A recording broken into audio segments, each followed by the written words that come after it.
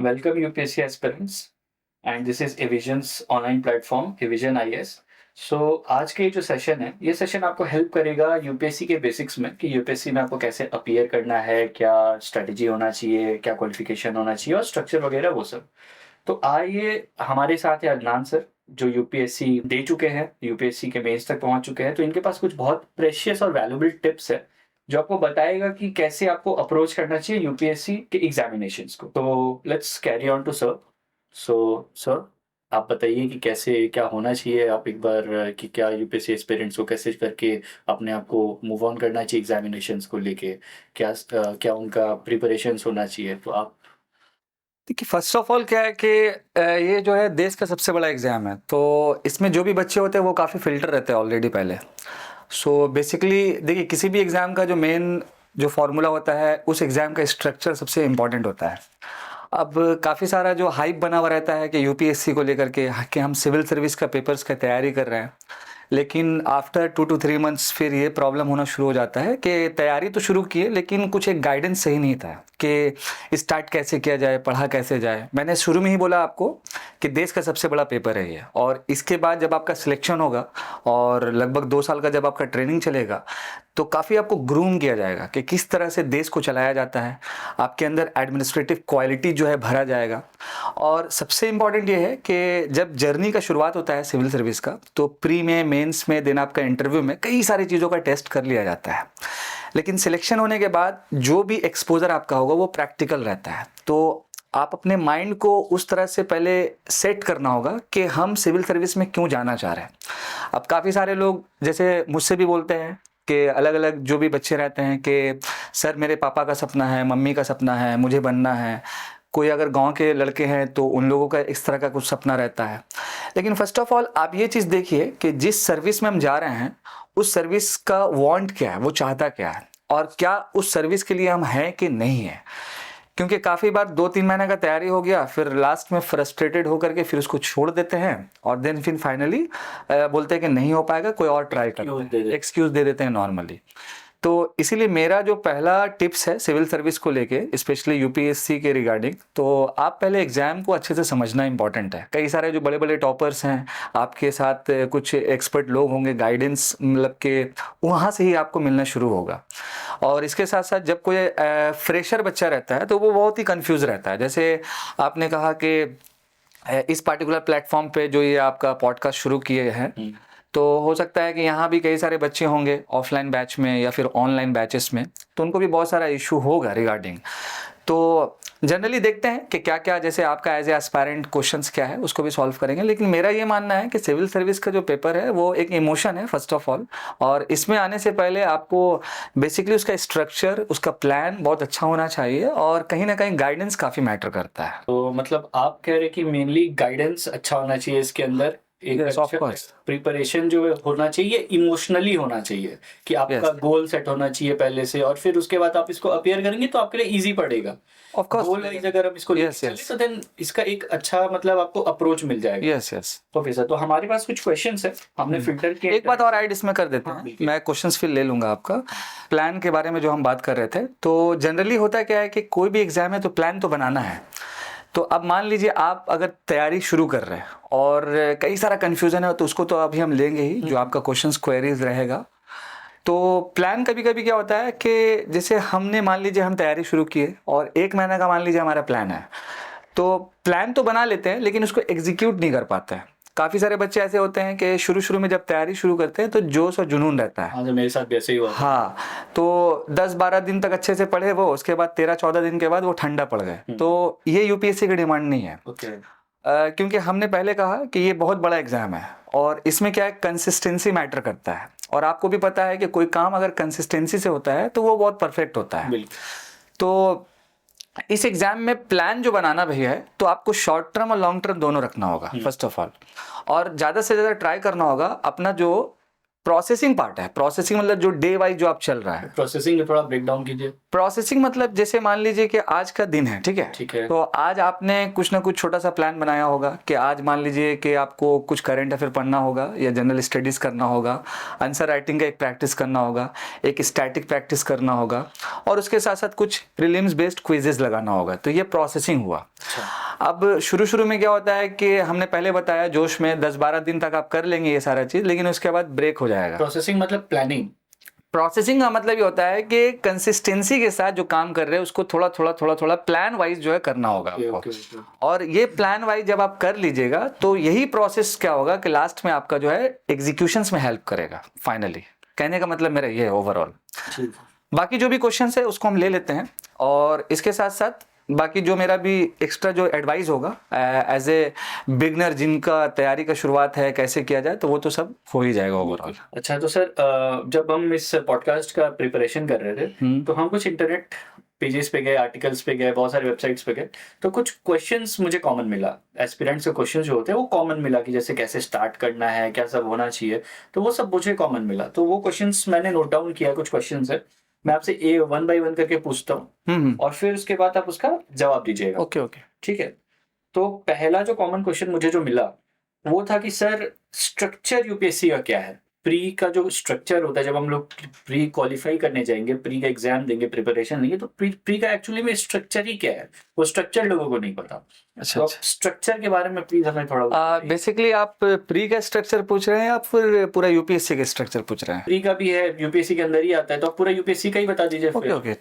देखिए क्वेश्चंस बहुत कॉमन है, और जनरली जितने भी जो एस्पायरेंट है, जो जिन्होंने शुरुआत किया है, तो ये जनरल बहुत ही बेसिक क्वेश्चन है, और किसी भी एग्जाम का जो स्ट्रक्चर है वो काफ़ी मैटर करता है फर्स्ट ऑफ ऑल। देखिए जनरली अगर हम सिविल सर्विस की बात करेंगे यूपीएससी का, तो इसका क्या होता है कि 3 स्टेज है नॉर्मल। एक आपका प्रीलिम्स है, देन आपका मेंस, उसके बाद आपका इंटरव्यू होता है। और अगर हम प्रीलिम्स की भी बात करेंगे तो उसको भी क्या है कि 2 पार्ट में डिवाइड किया गया है। जनरल आपका पेपर 1 एंड पेपर 2, जिसको हम लोग जीएस पेपर कह सकते हैं, ठीक है। जनरल स्टडीज 1 एंड 2 करके बोल सकते हैं उसको हम लोग। तो अगर मान लीजिए एज ए एस्पायरेंट आपने फॉर्म फिलअप किया और आपका प्रीलिम्स का पेपर है मान लीजिए, तो एक ही दिन में 2 सेशन होता है, एक आपका पेपर 1, एक आपका पेपर 2। सुबह का जो मॉर्निंग शिफ्ट होता है वो 9:30 से 11:30 बजे तक, और उसमें लगभग आपका 100 क्वेश्चंस जो है मतलब कि नॉर्मल पूछा जाता है फाइनली। और उसमें जनरली अलग अलग सब्जेक्ट्स है नॉर्मल प्रीलिम्स में हम कह सकते हैं। जैसे कॉमन आपका जो जीएस का पेपर है, जैसे आपका हिस्ट्री हो गया, ज्योग्राफी हो गया, polity, economics, environment and ecology. Current affairs तो खैर इंपॉर्टेंट ही है, इंटरनेशनल रिलेशंस भी काफी इंपॉर्टेंट है। पेपर्स प्री में आते हैं। हाँ, ये सारा प्रीलिम्स में है। अच्छा। मतलब कि थोड़ा करके इसका डिवीजन है, लेकिन आप ये नहीं कह सकते हैं जैसे कि कुछ छोटे जो एग्जाम होते हैं, जैसे लाइक एसएससी का अगर पेपर होता है तो उसमें क्लियर मेंशन होता है कि मैथ्स का 25 क्वेश्चन होगा, 35 क्वेश्चन इससे होगा, तो इसमें कोई ऐसा मेंशन नहीं है। हाँ, इसमें क्या है कि पूरा जीएस का मॉड्यूल है, उसमें 100 क्वेश्चन है नॉर्मली, और उसके साथ आपका फिर फाइनली अलग अलग सब्जेक्ट है और करंट अफेयर्स का जो भी पोर्शन रहता है।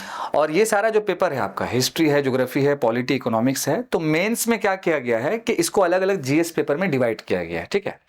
तो जैसे मान लीजिए कि आज का दिन फ्राइडे है और आज का दिन मान लीजिए आपका एग्जाम है, ठीक है। तो सुबह में जो पेपर आपका होगा वो पेपर 1 हो जाएगा, 9:30 से 11:30 बजे, 2 घंटा का पेपर होता है वो। और सेम डे आपका जब सेकंड हाफ होगा तो वो भी 2 घंटा का होता है, वो पेपर 2 हो जाता है, तो जिसको हम लोग सी साइड बोलते हैं। अच्छा।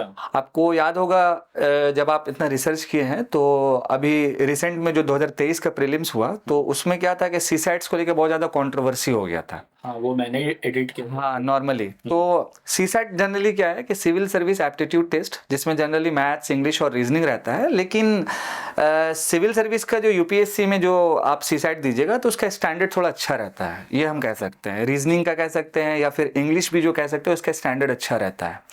तो वो भी जो है आपका वो 2 घंटा का पेपर होता है, सेकंड हाफ 2:30 से लेकर 4:30 बजे तक, और उसमें जनरली टोटल 80 क्वेश्चन पूछा जाता है और पर क्वेश्चन वो 2.5 नंबर का रहता है, ठीक है। अभी सर आपने बोला कि 100 मार्क्स पर तक नहीं, वो पेपर 1 100 क्वेश्चन है। आप दोनों सेपरेट है, सिंपल समझिए। पेपर 1 जो है वो जीएस है कंप्लीट विद करंट अफेयर है, और पेपर 2 है वो आपका सी सेट है, मतलब कि उसमें आपका मैथ्स, इंग्लिश एंड रीजनिंग है ओनली, जैसे जनरली जो छोटा एग्जाम में रहता है, समझिएगा बात को। अब इसके साथ साथ जैसे ही आप प्रीलिम्स क्वालिफाई कीजिएगा तो प्रीलिम्स क्वालिफाई करने के बाद कुछ आपको टाइमिंग मिलता है, उसके बाद फिर मेंस पेपर जब आप लिखने जाएंगे तो उससे एक डैफ फिलअप होता है, डिटेल एप्लीकेशन फॉर्म बोलते हैं, उसमें आपको अपना एजुकेशनल बैकग्राउंड अपना और भी details डेटा, वगैरह सब हाँ वो बाद में फिर हम लोग डिस्कस कर लेंगे कभी।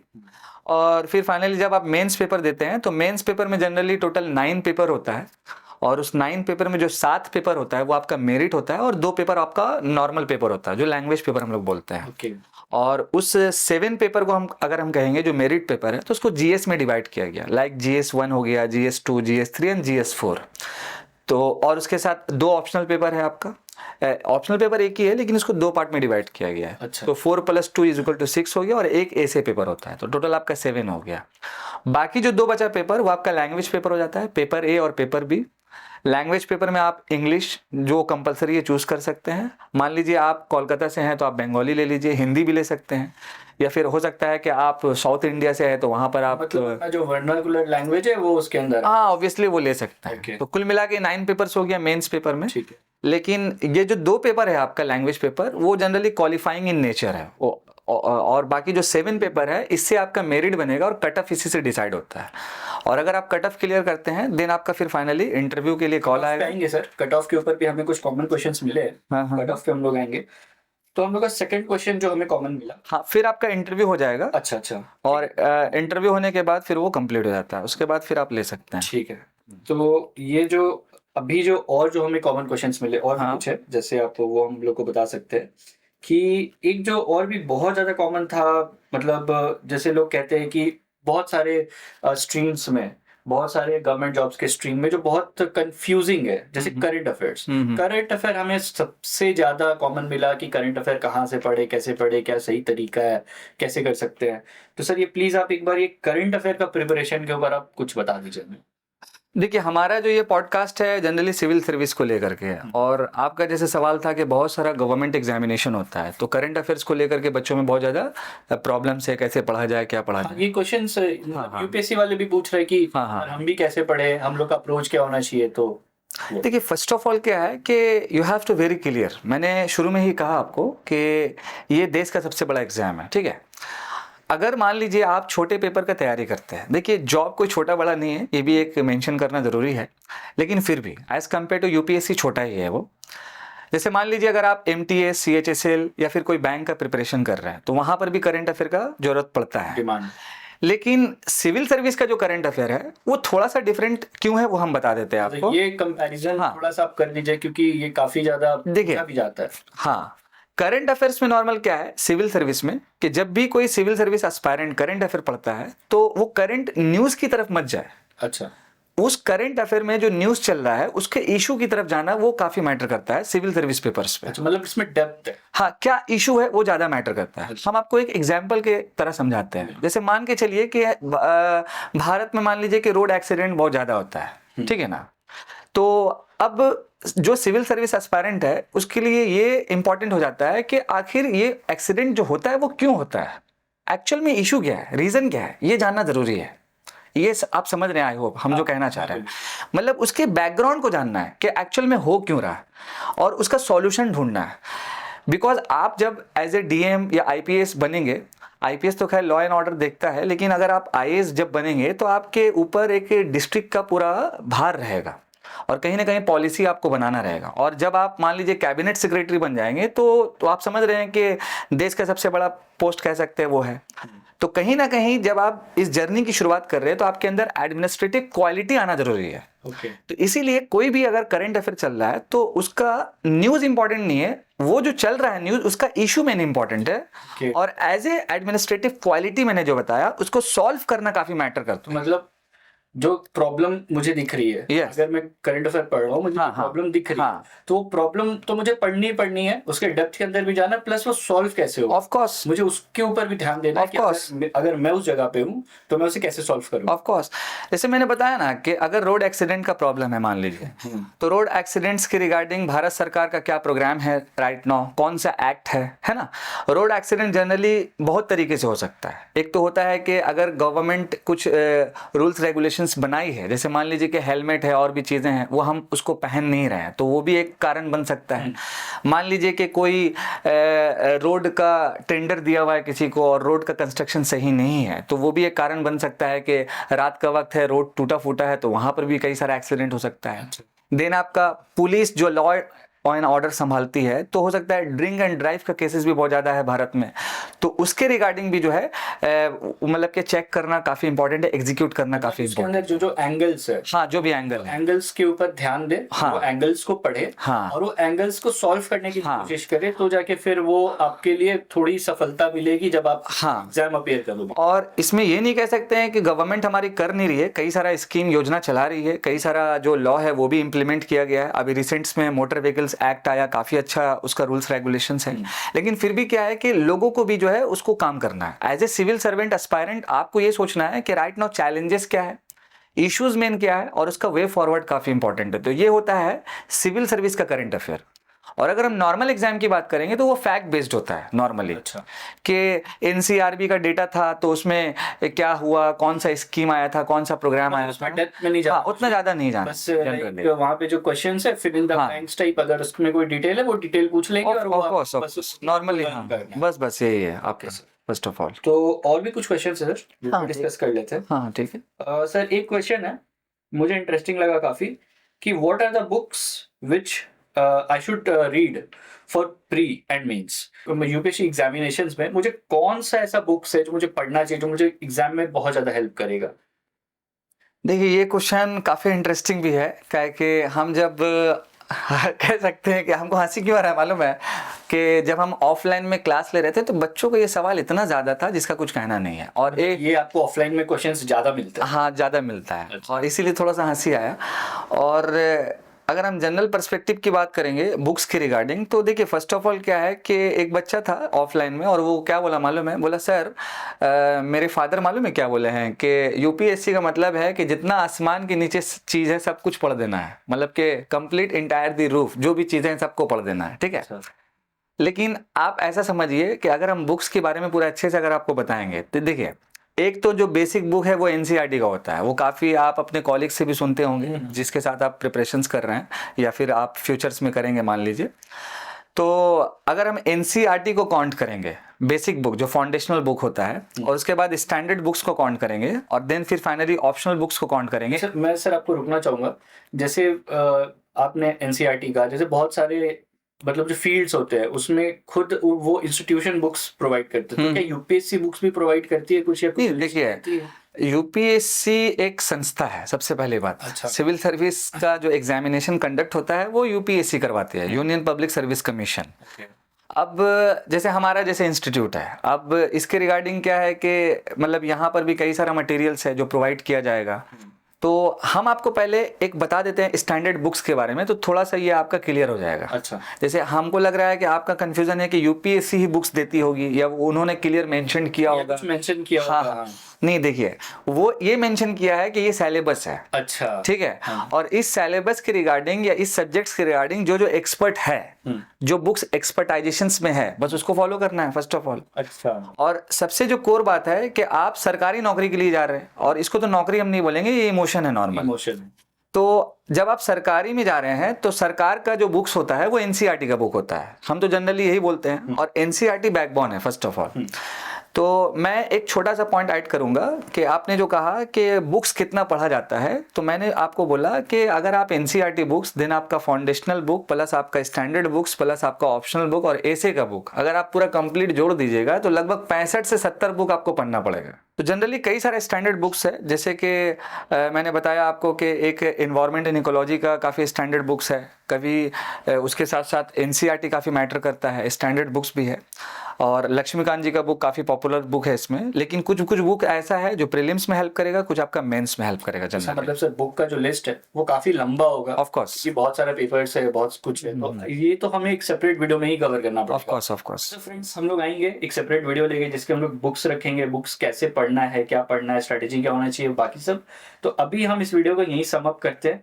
होपफुली आपको ये वीडियो अच्छा लगेगा। सर वापस आएंगे हमारे विजन इंस्टीट्यूट के प्लेटफॉर्म पे। By the way he is a faculty here, ये हमेशा यहाँ पे पढ़ाते हैं। तो कभी अगर आपको ऐसा लगा कि हमारा कन्वर्सेशन आपको अच्छा लग रहा है, आपको हेल्पफुल होगा यूपीएससी के प्रिपरेशंस में, तो डू चेक इट आउट। हमारे डिस्क्रिप्शन में लिंक्स है, नंबर्स है, तो आप कॉल कर सकते हैं और आप इंक्वायरी कर सकते हैं।